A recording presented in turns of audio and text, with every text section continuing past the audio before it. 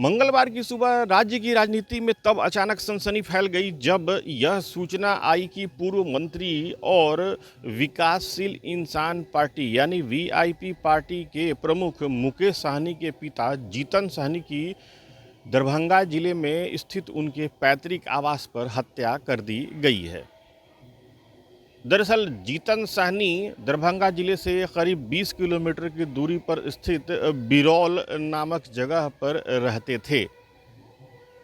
सूचना के अनुसार बीती रात उनकी हत्या उनके घर में ही कर दी गई, जिनका क्षत विक्षत शव उनकी आवास में मिला था। शुरुआती जांच में पुलिस को मौके पर से घर के सामान भी बिखरे पड़े मिले हैं। चूंकि मामला एक राजनीतिक पार्टी के प्रमुख के पिता से जुड़ा हुआ है, इसलिए ये काफ़ी संवेदनशील भी माना जा रहा है। इस घटना को लेकर के प्रशासन के हाथ पांव फूल गए हैं और साथ ही साथ राज्य की राजनीति में आरोप और प्रत्यारोप का दौर भी शुरू हो गया है। प्रारंभिक जानकारी के अनुसार जीतन सहनी अपने पैतृक आवास पर अकेले ही रहते थे। उनके 2 बेटे हैं, जिनमें से एक बड़े मुकेश सहनी राजनीति में सक्रिय रहते हैं। साथ ही साथ वो देश के कई शहरों में मुंबई के अलावा भ्रमण करते रहते हैं। वहीं छोटे बेटे संतोष सहनी वो फिलहाल मुंबई में हैं।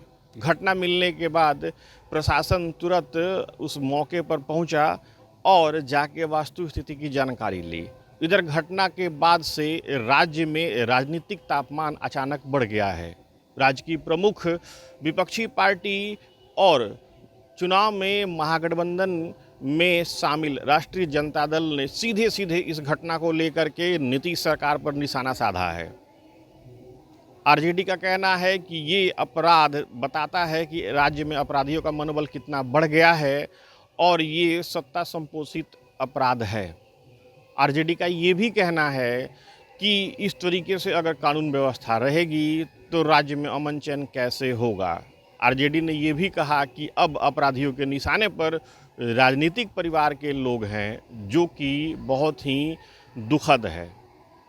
मुकेश सहनी के पिता की हत्या की खबर मिलने के बाद से राज्य में प्रशासन अलर्ट है। दरभंगा से चूंकि बिरौल की दूरी लगभग 20 किलोमीटर बताई जा रही है, अतः जितने भी आला अधिकारी हैं वो अभी मौके पर पहुंच रहे हैं। हमें मिली जानकारी के अनुसार पुलिस तमाम बिंदुओं को लेकर के अपनी पड़ताल में लगी हुई है और पुलिस को ऐसा अनुमान है कि कुछ न कुछ ऐसे क्लू जरूर मिल जाएंगे जिसे अपराध के बारे में जानकारी मिल सकती है।